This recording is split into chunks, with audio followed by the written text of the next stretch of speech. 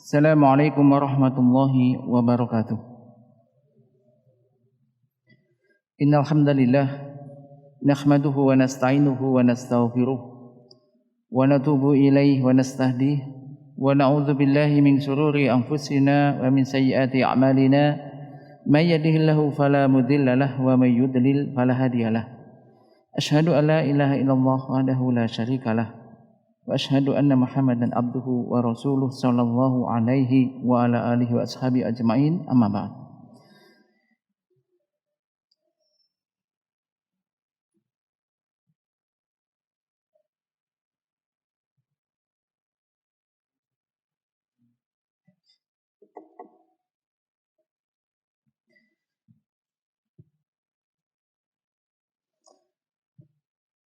Ikhwan sekalian yang dirahmati Allah Subhanahu wa taala, alhamdulillah kita senantiasa manjatkan puji syukur hadirat Allah Subhanahu wa taala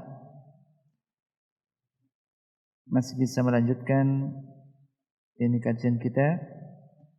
Insyaallah kita akan melanjutkan kajian tentang hadis al-akhlaq, hadis-hadis akhlak.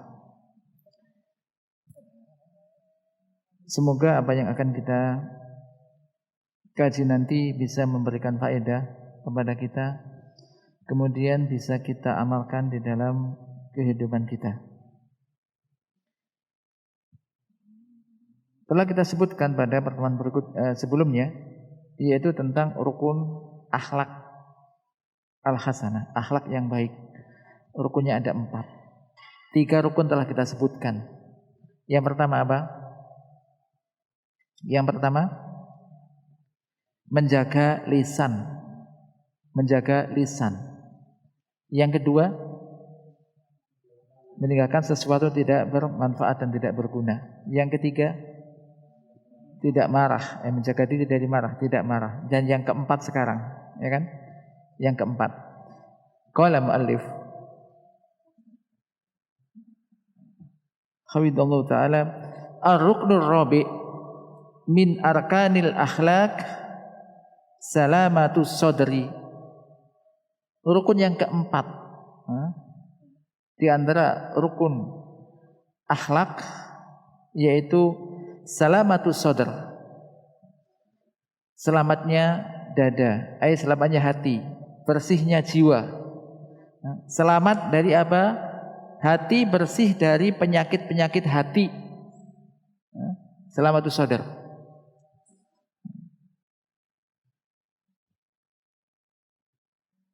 Qala sallallahu alaihi wasallam, la yu'minu ahadukum hatta yuhibba li akhihi ma yuhibbu li nafsihi. Tidaklah sempurna keimanan salah seorang di antara kalian hingga dia mencintai li akhihi untuk saudaranya ma yuhibbu li nafsihi, hingga dia mencintai untuk saudaranya apa-apa yang dia cintai untuk dirinya. Ya di sini Nabi SAW menjelaskan tidaklah sempurna keimanan salah seorang di antara kalian hingga dia mencintai untuk saudaranya apa yang dia cintai untuk dirinya. Jadi kalaulah misalkan kita suka,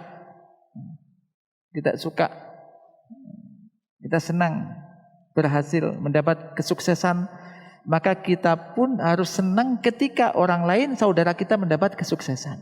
Begitu. Ketika kita tidak senang mendapat kegagalan, maka kita pun merasa juga kasihan dan tidak senang ketika orang lain pun mendapat kegagalan. Ini. Jadi apa yang kita senang untuk diri kita, maka kita pun hendaknya pun demikian pula terhadap saudara kita. Ini. Qala fa hadzal hadisu yu'addu umdatan fi babil akhlaqi bi ayyakuna sadrul mar'i saliman la yakunu fihi ghillun au hikdun au sakhaimu au dhagainu au nahwu dzalik min asqamil qulubi wa amradiha wa la taj'al fi qulubina ghillal lil ladzina amanu. Hadis ini, hadal hadis, maka hadis ini yu'addu, dianggap sebagai salah satu tiang di dalam bab akhlak, yaitu hendaknya dada seseorang, hati seseorang ini selamat. Ya, ini maksudnya di dalam hatinya tidak ada rasa gillun. Ini gillun, hikdun, sakhaim, dhogoin itu artinya hampir sama. Ya, tidak ada di hatinya rasa benci, dendam, rasa perasaan jahat atau tidak suka pada saudaranya. Dhogoin sama, kebencian, jengkel dan semisalnya, semacam itu. Hatinya tidak ada rasa jengkel, rasa dendam, rasa dongkol kepada saudara yang lainnya. Ini maksudnya. Jadi di dalam hatinya tidak ada penyakit-penyakit hati. Penyakit hati kita ada hasad, ada benci tadi, kebencian, kemudian rasa tidak suka dan semisalnya. Pokoknya tidak ada penyakit-penyakit hati di dalam dirinya, dalam hatinya terhadap sesamanya. Wala taj'al fi qulubina ghillal lil ladzina amanu. Ini doa orang-orang soleh, orang-orang beriman ya. Ya Allah, wala taj'al, dan janganlah engkau jadikan di dalam hati kami ghillan, rasa benci terhadap orang-orang yang beriman. Doa ini penting, doa ini ya. Wala taj'al fi qulubina ghillal lil ladzina amanu. Benci, tidak suka kepada orang-orang yang beriman. Maka ini musibah. Maka ini penting dalam masalah akhlak. Fasalamatu sadri raghizatun azimatun yakumu 'alaiha al-khuluq. Walladhi fi sadrihi dawakhilu sayyi'atun wa bawatinu fasidah la yumkinu ayyakuna min ahlil akhlaq. Maka selamatnya hati, selamatnya dada, sodar itu, maksudnya dada ini selamat dari penyakit-penyakit hati tadi. Ini merupakan yakni tonggak yang agung, yang di atasnya atau dasar yang agung, yang di atasnya ini akan berdiri yaitu akhlak tadi. Yang akan mendasari akhlak, akhlak yang baik. Dan orang yang di dalam hatinya ada perasaan-perasaan yang tidak baik, wabawatin fasidah, hati yang rusak, ada penyakit-penyakit hati yang banyak di dalam hatinya, maka orang semacam ini tidak mungkin orang ini termasuk orang yang berakhlak. Tidak mungkin termasuk orang yang ahlul akhlak, maksudnya orang yang berakhlak. Limadha? Kenapa? Li'annal fasidal batin, li'annal fasadal batini wan khirafahu yan akisu ala zahirihi. Karena rusaknya batin dan melencengnya hati atau batin tersebut, ini akan tergambar pada zahirnya. Perhatikan ini. Jadi kalau orang zahirnya ini tidak baik, maka itu menggambarkan hatinya tidak baik. Hatinya tidak baik. Yang penting kan hatinya. Aku kesannya kelihatannya memang saya itu sangar, nggak suka gitu. Itu kan penampilan saya saja. Tapi batin saya tidak. Tidak mungkin begitu. Kenapa? Karena tergambar di dalam hatinya. Memang Allah Ta'ala yang tahu hati manusia. Tapi bisa tergambar. Ketakwaan itu memang di dalam hati. Tapi nanti akan terwujud dan tampak di dalam amalan dohirnya gitu. Amalan dohirnya. Ala wa inna fil jasadi mudghatan idza salahat salahal jasadu kulluhu wa idza fasadat fasadal jasadu kulluhu ala wahiyal qalbu.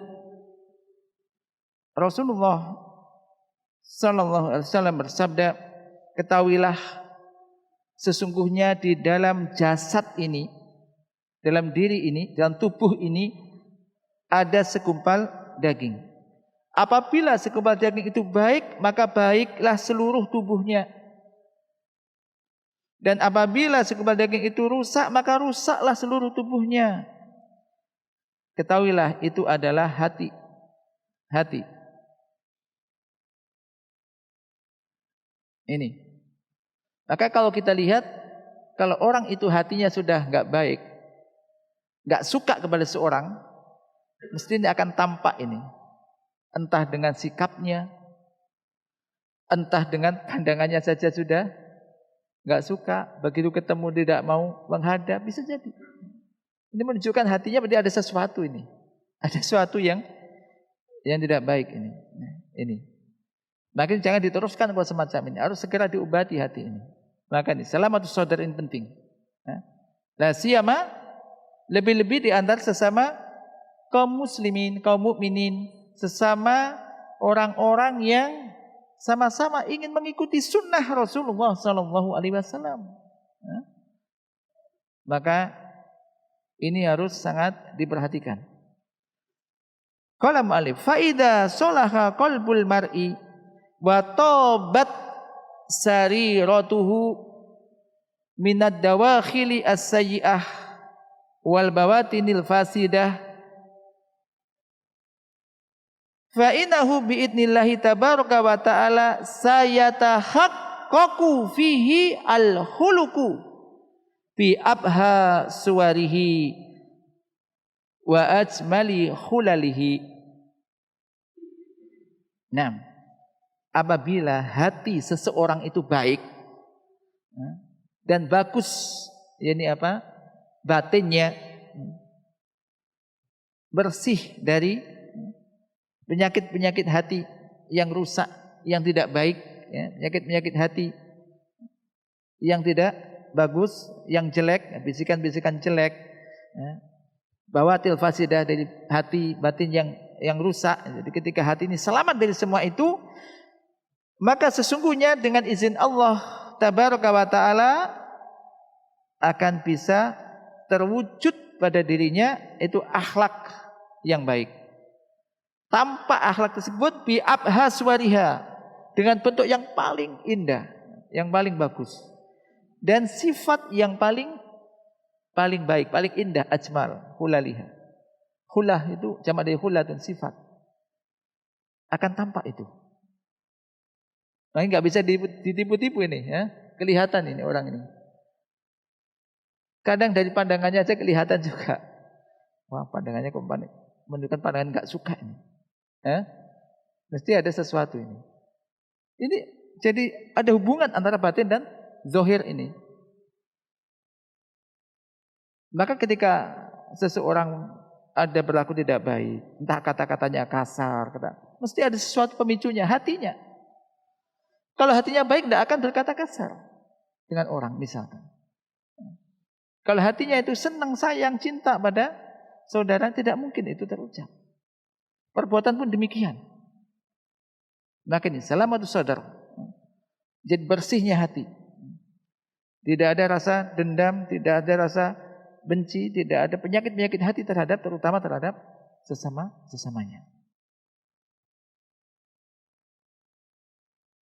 Perhatikan sini. Innal adaba fi syari'ati lahu makanatuhu. al-aliyah wa manzilatu ar-rafi'ah. Fa idza wuffiqal muslimu ila ma'rifatil adabil islami wa akhlaqihi al-azimah wasta'ana billahi tabaraka wa ta'ala ala tahqiqiha nala khairan azima wa fadlan amima fid dunya wal akhirah. Sesungguhnya adab di dalam syariat ini memiliki kedudukan yang tinggi. Memiliki kedudukan tempat dan kedudukan yang tinggi, yang mulia. Maka apabila seorang muslim diberi taufik, diberi hidayah taufik untuk bisa mengetahui adab-adab Islam dan akhlak-akhlaknya yang agung, kemudian juga dia meminta tolong kepada Allah, beristi'anah, minta tolong kepada Allah tabaraka wa ta'ala untuk bisa mengamalkannya, maka ia akan mendapatkan kebaikan yang agung, akan mendapatkan keutamaan yang besar di dunia dan juga di akhirat. Dari ini kita ambil pelajaran juga kata-kata wufiqo berarti orang yang dikehendaki oleh Allah kebaikan. Dia akan diberikan taufik oleh Allah. Untuk apa? Untuk mau mengetahui adab-adab Islam itu apa saja. Akhlak-akhlak Islam apa saja. Setelah tahu, minta kepada Allah agar bisa mengamalkan akhlak ini dalam kehidupannya, maka ini akan mendapat tadi kebaikan yang banyak di dunia dan juga di akhirat. Maka ini penting bagi kita. Terkhusus kita yang ingin ittiba kepada Rasulullah sallallahu alaihi wasallam, ingin mengamalkan sunnah-sunnah dan ajaran Rasulullah sallallahu alaihi wasallam ala fahmi salafis saleh. Kita lanjutkan. Fama akhwajal muslima ila dirasati akhlaqil islami ar-rafi'ati wa adabihil kamilah ma'a tashihin niyati fi hadzal maqami. Idzin niyatu qad yashubuha atau yusawibuha ma yusawibuha min agradin wa umurin tukhillu biha. Fa idza suhihat an-niyatu burika fil amali.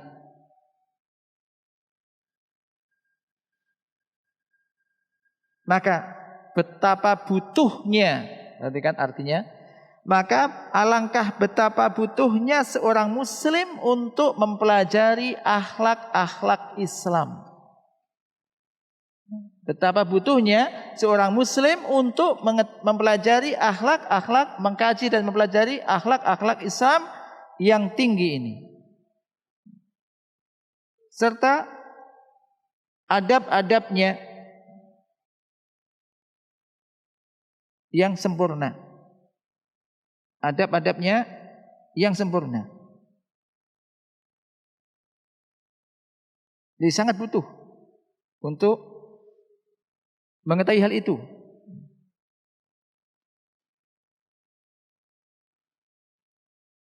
Diiringi dengan meluruskan niat dalam masalah ini.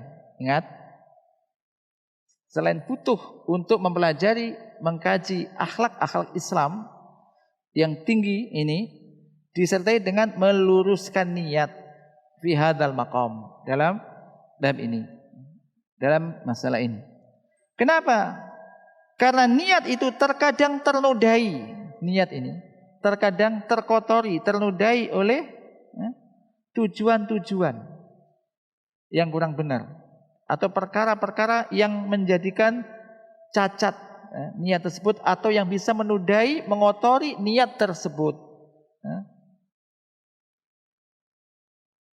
Maka niatnya harus diluruskan.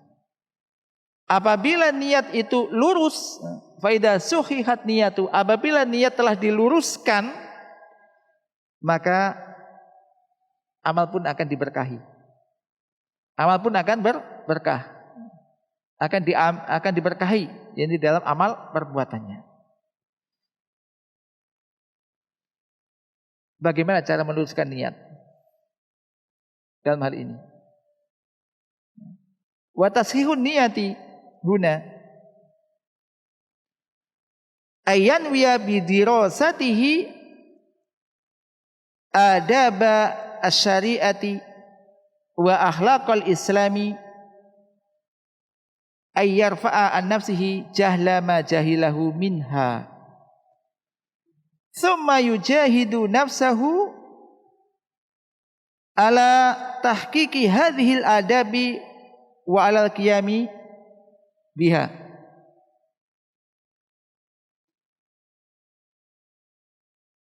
Walladina jahadu fina lanahdiyannahum subulana wa innallaha lama'al muhsinin. Meluruskan niat artinya adalah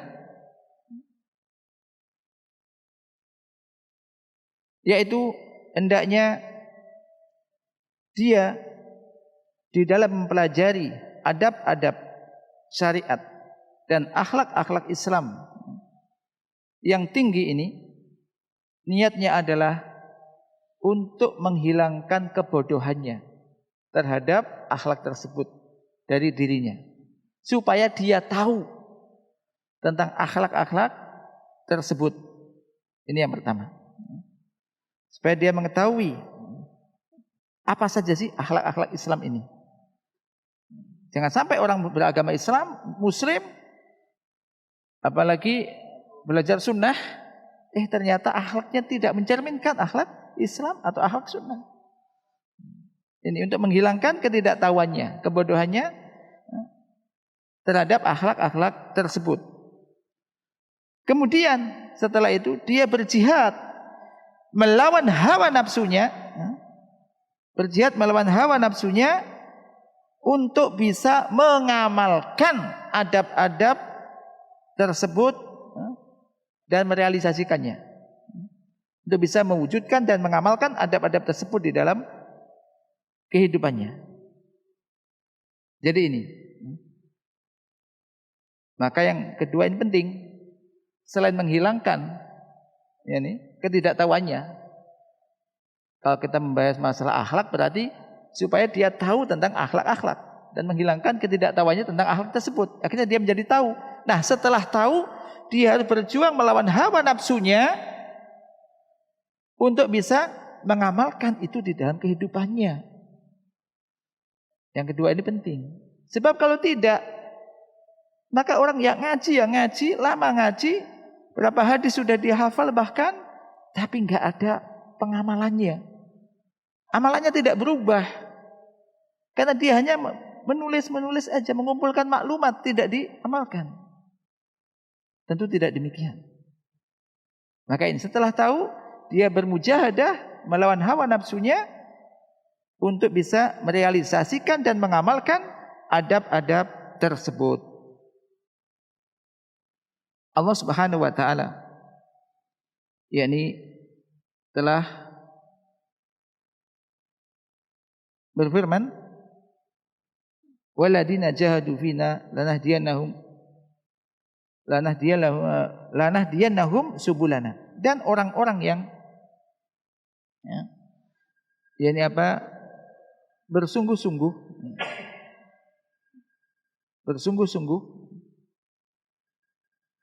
fina. Jadi orang-orang yang benar-benar bersungguh-sungguh untuk berjihad untuk mencari keridhaan kami, mencari jalan Allah. Lanahdiyannahum subulana. Sungguh kami akan tunjukkan kepada mereka subulana, jalan-jalan kami.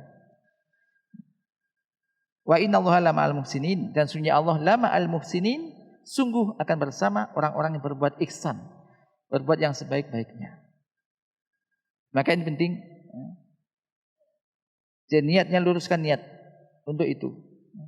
Tidak sekedar supaya tahu, mengkaji, kelihatan hadir dan majelis taklim, hanya itu tidak.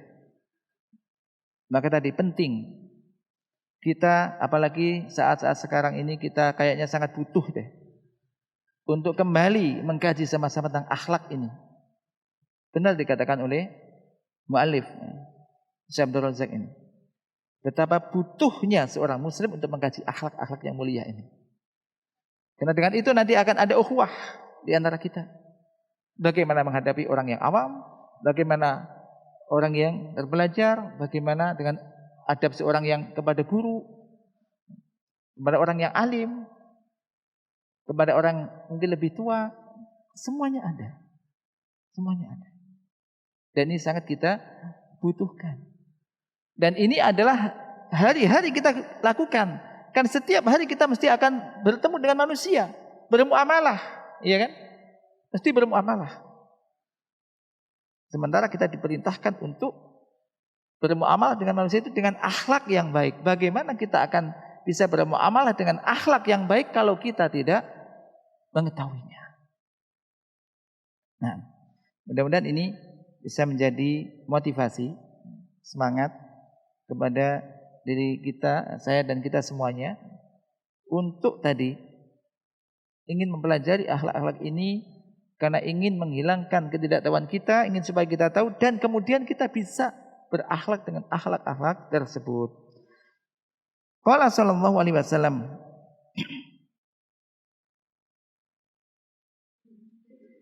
innamal ilmu bitta'allum wa innamal hilmu bittakhallum.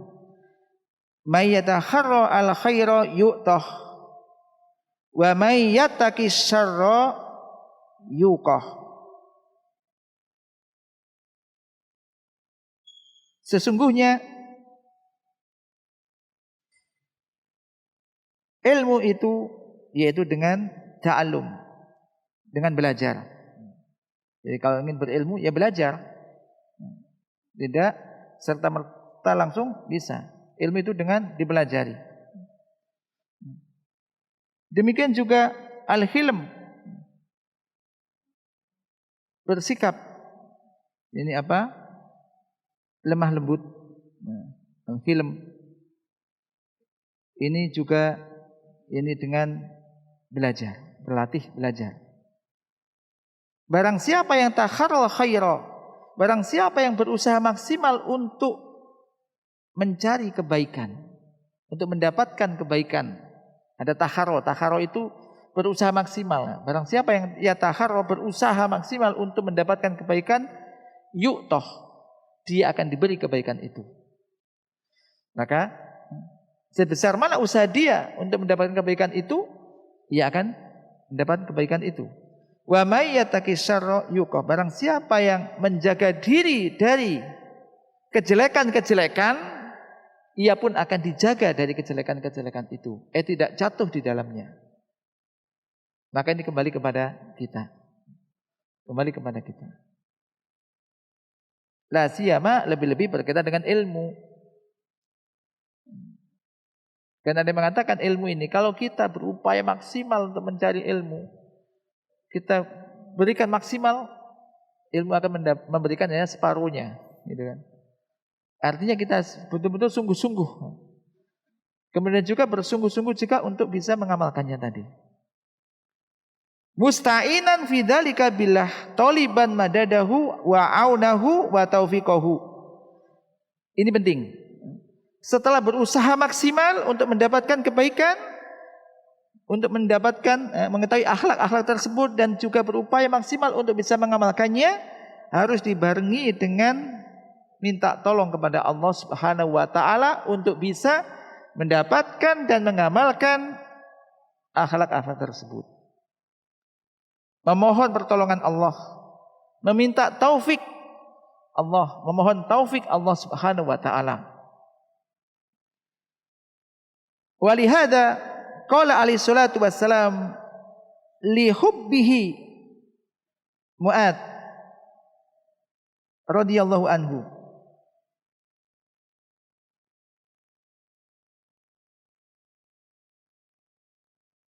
Oleh karena itu Rasulullah alaihi salatu wassalam bersabda, Ya lihibbihi Mu'adz radhiyallahu anhu kepada orang yang yang beliau cintai. Ya dia cintai, yang beliau cintai.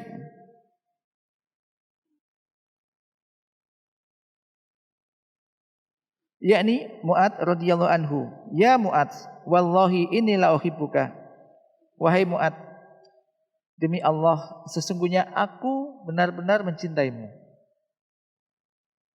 Perhatikan ini Mu'adz, Rasul mau memberikan wasiat yakni kepada Mu'adz. Ini diawali dengan ya Mu'adz, sesungguhnya demi Allah sesungguhnya aku benar-benar mencintaimu. Faqala Mu'adz radhiyallahu anhu, faqultu bi abi anta wa ummi wallahi inni la uhibbuka. Maka aku pun mengatakan, demi bapakku, engkau dan ibuku. Ini ungkapan dalam orang Arab ya. Demi Allah sesungguhnya aku pun mencintai engkau ya Rasulullah. Qala, maka beliau Rasul SAW bersabda, usika ya Mu'adz, la tada'anna fi duburi kulli salatin taqulu Allahumma a'inni ala dzikrika wa syukrika wa husni ibadatika.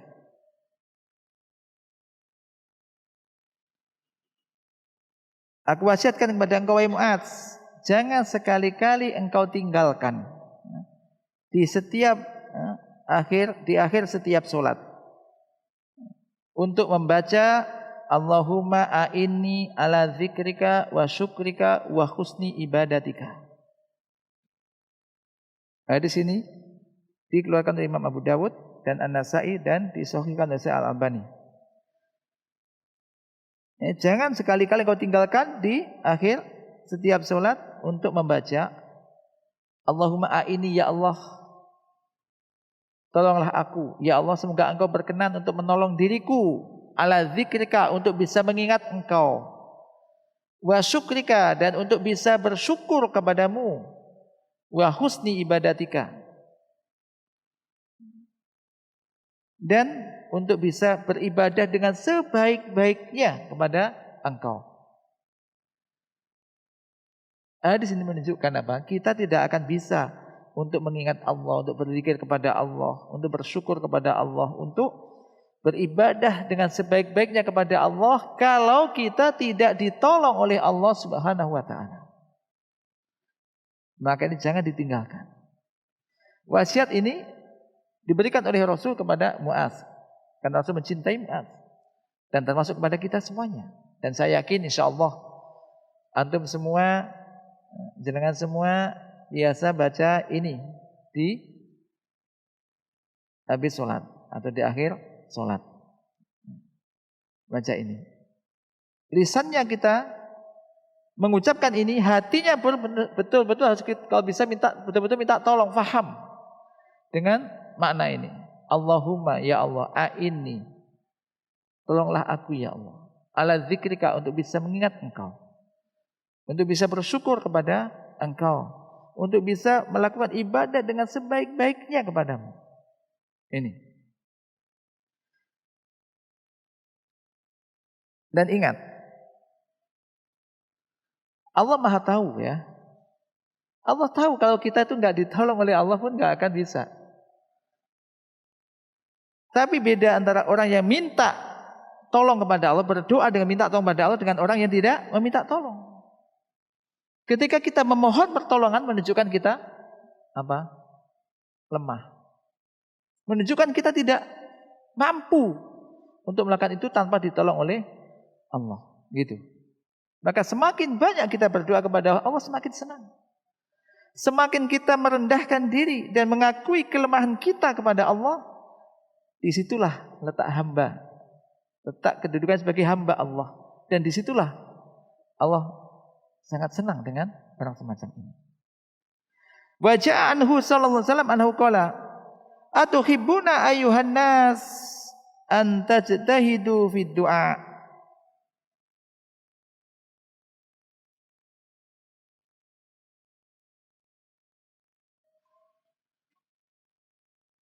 Qalu na'am ya Rasulullah. Qala qulu Allahumma a'inna ala dzikrika wa syukrika wa husni ibadatika. Datang hadis dari beliau sallallahu alaihi wasallam bahwasanya beliau bersabda, apakah kalian suka wahai manusia untuk bersungguh-sungguh di dalam berdoa? Apakah kalian ingin untuk bersungguh-sungguh di dalam berdoa wahai manusia? Maka mereka mengatakan, qalu na'am ya Rasulullah. Benar ya Rasulullah, kami ingin untuk bisa bersungguh-sungguh di dalam berdoa. Maka beliau bersabda, qulu, bacalah atau ucapkanlah, Allahumma a'inna ala dzikrika wa syukrika wa husni ibadatika. Apa bedanya dengan tadi? Kalau tadi Allahumma a'inni ala dzikrika wa syukrika wa husni ibadatika.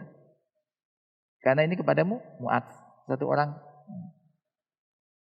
Ini yang kedua, hadis kedua, ini domirnya dibanyakkan. Domirnya domir nahnu. Karena perintah ini dikatakan kepada siapa? Manusia, segenap manusia. Maka ucapkanlah oleh kamu sekalian, dari banyak, yaitu Allahumma a'inna ala dzikrika wa syukrika wa husni ibadatika. Ya Allah, tolonglah kami. Kalau tadi tolonglah aku, a'in itu tolonglah aku. Kalau a'inna tolonglah kami. Ya Allah, tolonglah kami untuk bisa mengingat Engkau, untuk bisa bersyukur kepadamu, dan untuk bisa beribadah kepadamu dengan sebaik-baiknya ya Allah. Nah,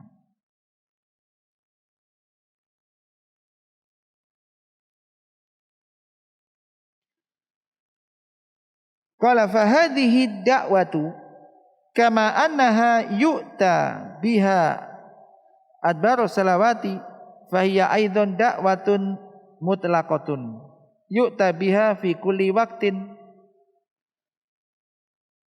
Doa ini sebagaimana ia dibaca di akhir sholat, maka ia juga merupakan doa yang mutlaqah. Doa mutlaqah itu doa yang bebas dibaca kapan saja. Paham maksudnya? Walaupun enggak pas habis sholat, kita boleh baca doa ini.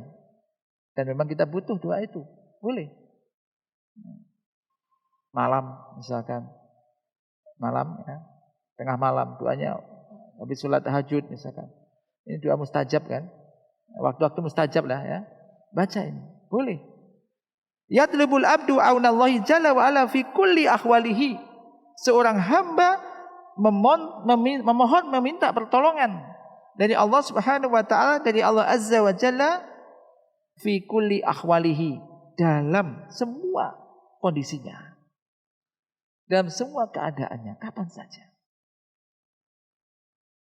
Summa ya'malu ala nasri hadil adab bainan nas bi ayyakuna qudwatan lahum fiha.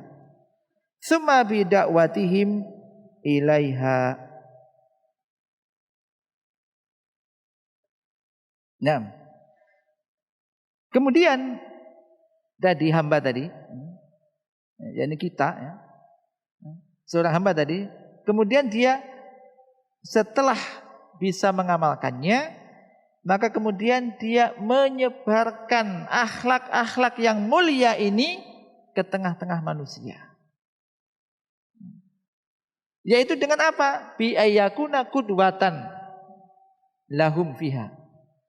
Yaitu hendaknya ia menjadi contoh. Dengan cara menyebarkannya, bagaimana menyebarkannya? Dengan cara menjadi contoh yang baik bagi mereka. Bagi siapa? Bagi manusia di sekitarnya. Dia akan melihat Anda. La siyama, lebih-lebih seorang ustadz, seorang thalibul ilm, anak pondokan, santri. Ini lebih-lebih lagi. Orang yang aktif ke masjid. Ini kenapa? Orang akan melihat. Kok bagus sekali akhlak orang ini. Bisa jadi di mana dia ngaji. Kok sopan, akhlaknya baik, bagus itu. Ya, inilah memang agama kita gitu kan. Maka orang akan melihat tertarik. Jangan sebaliknya. Santri mana itu? Gak tahu adab. Misalkan. Misalkan. Jangan sampai begitu. Dan ini bukan kita berbuat bukan karena manusia, tidak. Bukan untuk mencari pujian dari manusia, tidak. Karena Allah. Karena demikianlah kewajiban kita mencari ilmu kemudian mengamalkan. Dan setelah itu kita sampaikan, ya kan? Dari ilmu, mengamalkan dan kemudian menyebarkan kan begitu.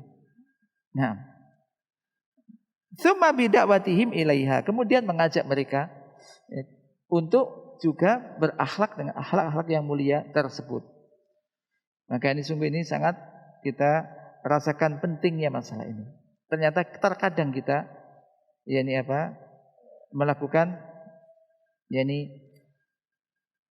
hal-hal yang terkadang menunjukkan sesuatu yang kurang berakhlak dan kurang beradab. Yang hal itu menjadikan sebab renggangnya hubungan di antara kita. Berarti bagusnya akhlak ini akan merekatkan hubungan sesama kita, menguatkan ukhuwah di antara kita.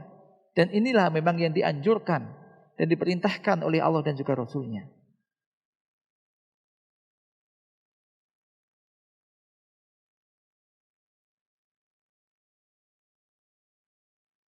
Nah, berikutnya hasilu dzalik, kesimpulan dari hal itu, ayyuhaqqiqa fi hadzal maqami khamsata anwa'in minal mujahadati li nafsihi.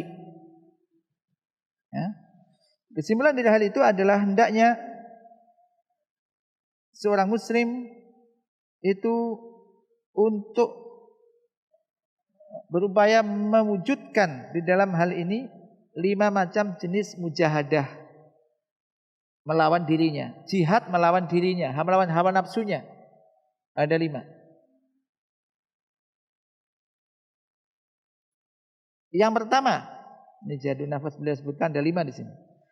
Yaitu mujahadatuha ala solahin niyati wa salamatiha. Yang pertama berjihad melawan hawa nafsunya untuk memperbaiki niat dan supaya niatnya itu selamat.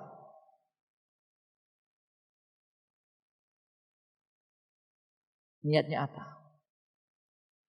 Jadi kalau niatnya lillah, niatnya karena Allah, niatnya benar, dia nggak akan goyah dengan orang. Entah yang ngaji temannya banyak atau sedikit. Entah nanti diomongi orang demikian atau demikian, tidak berpengaruh. Ingat niat. Kalau yang banyak temannya ngaji banyak, begitu temannya berhalangan gini-gini, enggak ada temannya, sudah ikut enggak ngaji juga misalkan. Niatnya apa? Maka ini untuk jihadun nafas melawan nafsunya untuk apa? Meluruskan niat, membaguskan niatnya.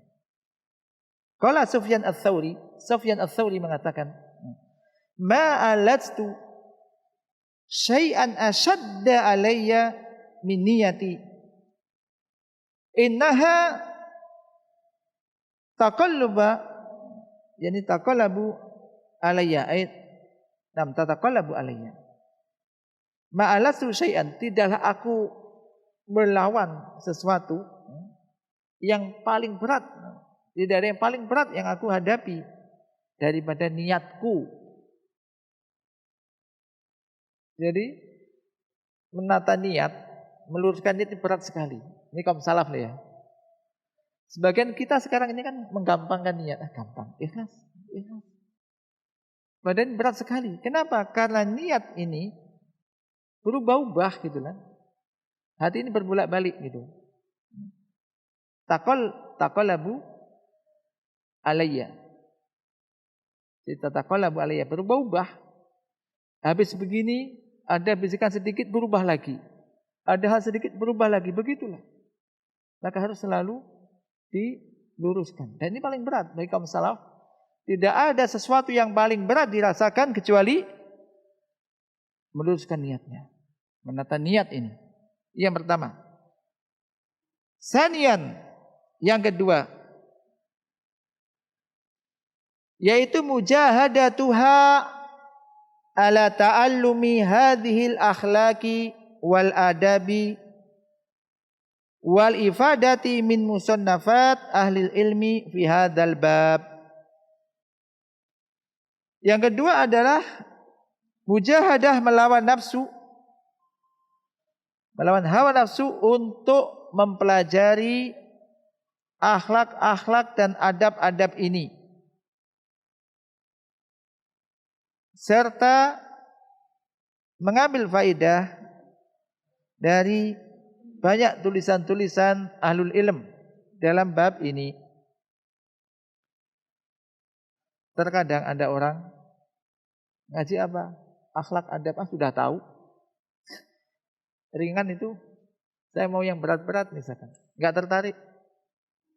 Ya berarti bisa jadi orang semacam ini tidak ada taufik dari Allah untuk bisa tadi berbagi akhlak. Kadang-kadang meletakkan ini di satu sisi. Inilah. Kadang-kadang orang kurang pahamnya. Dia saya ingin ngaji tauhid, tafsir misalkan, hadis. Sementara ini dikesampingkan. Masa tauhid, syirik, ini kan buahnya akhlak ini ya. Akhlak ini buahnya. Ingat, kalau kita tahu ya ini apa? Tentang orang yang menjadikan orang bangkrut. Itu muflis.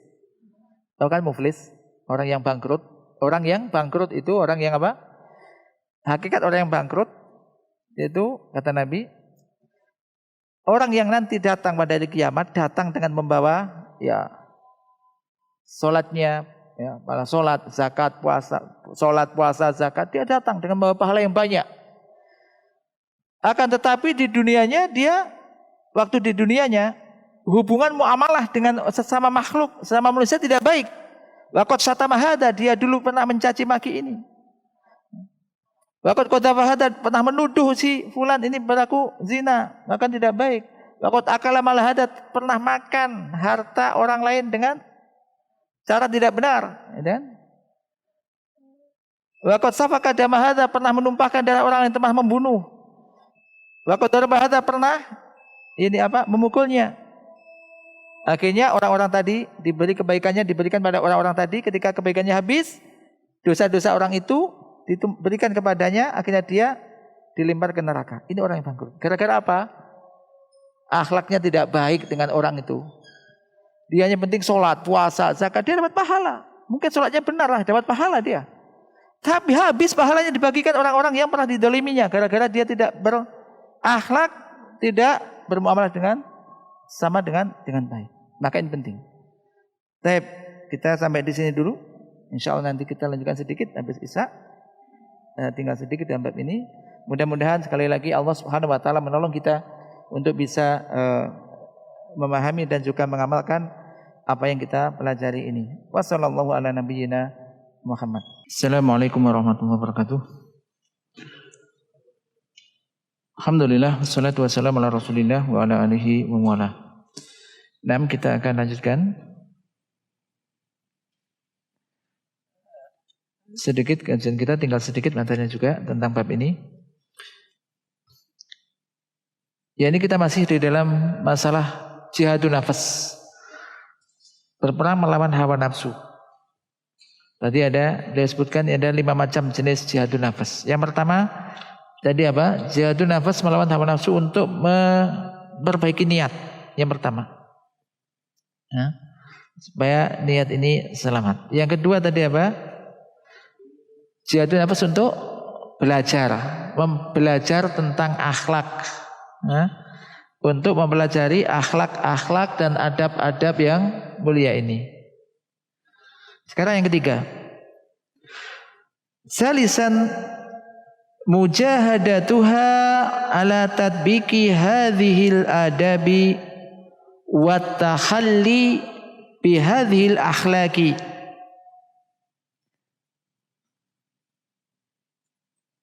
Yang ketiga adalah bermujahadah, berjihad melawan hawa nafsu untuk merealisasikan adab-adab ini, mengamalkan, mempraktekkan adab-adab ini, dan untuk tahalli. Tahalli itu berhias. berhias dengan akhlak-akhlak ini. Fa innal mujahida kama qala sallallahu alaihi wasallam man jahada nafsahu fi taatillah. Karena sesungguhnya seorang mujahid itu adalah kama qala sallallahu alaihi wasallam, sebagaimana yang disabdakan oleh Rasulullah sallallahu alaihi wasallam, yaitu man jahada nafsahu fi taatillah, yaitu orang yang berjihad melawan hawa nafsunya dalam rangka untuk taat kepada Allah, supaya bisa taat kepada Allah. Orang yang bermujahadah melawan nafsunya ini di dalam melakukan ketaatan kepada Allah. Akhrajahu Ahmad wa Tirmidzi wa sahahahu Al-Albani. Di sini dikeluarkan Imam Ahmad dan juga Imam Tirmidzi dan disahihkan oleh Al-Albani. Memang melakukan ketaatan ini butuh jihadun nafas. Dan kebanyakan orang itu melakukan ketidakbaikan, tidak salah itu bukan karena tidak berilmu. Apalagi kalau sudah kita ketahui dia itu adalah lama ngajinya, sudah lama ikut pengajian, sudah lama banyak mengetahui hadis atau ayat, kok masih melakukan hal yang tidak baik, berarti ini adalah nafsunya yang belum bisa dia kalahkan. Ini.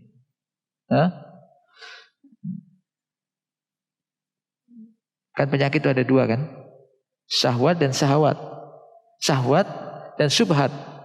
Syahwat dan syubhat. Syahwat itu semacam tadi, tahu ini salah, tahu ini enggak baik, jalan aja. Karena enggak bisa mengalahkan hawa nafsunya. Tapi yang keempat, Rabi'an mujahadatuha ala da'wati ilaiha wa bayaniha wa nasriha. Yang keempat, bermujahadah melawan hawa nafsunya untuk mendakwahkannya, untuk mengajak manusia supaya berakhlak dengan akhlak-akhlak yang mulia tersebut, untuk menjelaskan dan menyebarkan akhlak-akhlak Islam yang mulia ini.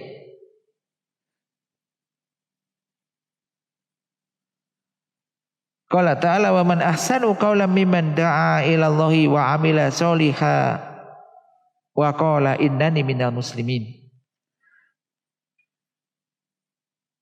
Dan siapakah yang lebih baik ucapannya daripada orang yang menyeru, mengajak manusia kepada Allah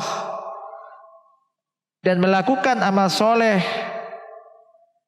Wa qala, dan ia mengatakan innani minal muslimin, sesungguhnya aku termasuk orang-orang yang berserah diri. Maka dakwah ini mulia. Di dalam sebuah hadis juga disebutkan la yahdiyallah bika rajulan wahidan khairun laka min humurin na'am. Sungguh kiranya Allah memberikan hidayah kepada satu orang melalui engkau itu lebih baik daripada unta merah. Jadi pahalanya ketika orang menjadi perantara orang itu mendapat hidayah, satu orang saja mendapat hidayah melalui Anda, maka itu nilainya lebih baik daripada unta merah. Unta merah itu gambaran harta dunia yang paling mewah di saat dibagi orang-orang Arab. Ini. Dan termasuk bagian dari dakwah tadi apa? Anda ngamalkan saja itu sudah dakwah bilhal namanya. Tidak banyak ngomong, tidak banyak bicara, tapi dia mengamalkan, ini juga sudah bagian daripada dakwah. Ini kan orang mencontoh. Nah. Yang kelima, mujahadatuha fi dzalika kullihi alal isti'anati billah. Fa inna man ista'ana billah a'anahu wa man tawakkal alaihi kafahu. Yang kelima adalah bermujahadah melawan hawa nafsu, berjihad melawan hawa nafsu ini fi dzalika kullihi, dalam semua itu, yaitu ala isti'anati billah, untuk beristi'anah kepada Allah, untuk memohon pertolongan kepada Allah. Karena sesungguhnya barang siapa yang minta pertolongan kepada Allah dengan sebenar-benarnya, maka Allah akan menolongnya. Dan barang siapa yang bertawakal kepada Allah, Allah akan mencukupinya. Terkadang kita itu kan terlalu pede, punya proyek besar, punya keinginan besar, punya rencana besar. Aku mampu ini. Aku mesti bisa ini. Mesti kita bisa ini. Lupa dia nggak minta tolong kepada Allah. Allah tunjukkan bahwasanya dia itu lemah. Ada saja kegagalan. Bisa jadi. Ada saja masalah. Kenapa? Oh, mungkin selama ini kita sombong. Mesti bisa mengamalkan ini. Mesti aku akan berakhlak yang baik. Lupa bahwasanya kalau kita nggak ditolong oleh Allah nggak akan bisa. Sehingga dia nggak pernah berdoa minta tolong kepada Allah untuk bisa melakukan itu. Akhirnya nggak bisa melakukan itu. Apalagi perkara-perkara yang besar pun demikian. Tapi sebaliknya, sebesar apapun perkara kita atau masalah kita atau mungkin rencana kita atau proyek kita dan semisalnya, kalau kita minta tolong kepada Allah dengan sungguh-sungguh dibandingkan dengan usaha yang maksimal, tidak ada yang tidak mampu dilakukan oleh Allah. Semua itu mudah bagi orang yang dimudahkan oleh Allah, bagi orang yang ditolong oleh Allah. Maka ini penting. Terkadang kalau kita enggak melawan hawa nafsu ini, nafsu akan mengatakan, gak usahlah kamu minta tolong, kamu kan mampu gitu aja, gampang itu. Bisikan nafsu kan. Akhirnya merasa tadi terlalu pede, lupa tidak minta tolong kepada Allah. Justru ketika kita minta tolong kepada Allah, insya Allah akan menjadi kuat. Nah, wa yasma'u hadza kullah qauluhu nabiyina sallallahu alaihi wasallam, ikhris ala ma yanfa'uka wasta'in billah wala ta'jas. Dan semua ini tercakup oleh sabda Nabi kita Rasulullah sallallahu alaihi wasallam, yaitu ikhris ala ma yanfa'uka wasta'in billah wala ta'jas. Di sini mohon diingat, dijadikan pengingat kita dalam melakukan apa saja ini. Di sini ada 3 unsur di sini yang penting. Apa saja? Mau sesuatu itu yang kelihatan sepele atau berat, apa saja ini? Ikhris ala ma yanfa'uka. Berusahalah semaksimal mungkin, berusahalah dengan keras untuk melakukan apapun yang bisa memberikan manfaat kepadamu. Yang pertama, usahanya maksimal. Ikhris, semangat, khirs, semangat. Enggak loyo, enggak patah semangat, enggak, semangat untuk melakukan apa yang bermanfaat bagimu. Wasta'in billah.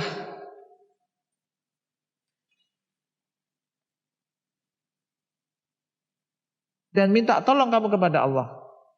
Artinya tidak cukup kita hanya sekedar semangat saja. Semua telah dikeluarkan, semua usaha dikeluarkan, tapi enggak minta tolong kepada Allah, enggak bisa. Harus diiringi dengan isti'anah, wasta'in billah, dan mintalah tolong kepada Allah. Wala ta'jas, dan janganlah kamu lemah. Dan masuk dalam masalah berakhlak dengan akhlak yang baik ini. 6, ingin sedikit saya tambahkan lagi. Saya ingat berkaitan dengan poin keempat tadi apa? Rukun tadi, hati ya, bersihnya hati ya. Ini penting ya, ikhwat sekalian yang dirahmati Allah Subhanahu wa taala. Sebagaimana Al-Imam Syafi'i pernah mengatakan begini. Ainur ridho angkuli aibin kalilatun kama anna aina sukhti tubdi masawiyah. Ini kita tidak bermuamalah dengan orang, perhatikan ini. Aina ridho, mata yang dipenuhi dengan rasa cinta, ridho dengan kepada seseorang, pada sesuatu atau seseorang. Angkuli aibin kalilatun, dia tidak akan mampu untuk melihat aibnya. Semua semua kelihatan baik, apapun itu. Kalau sudah disenangi dulu, paham? Kama anna aina sukhti tubdi masawiyah.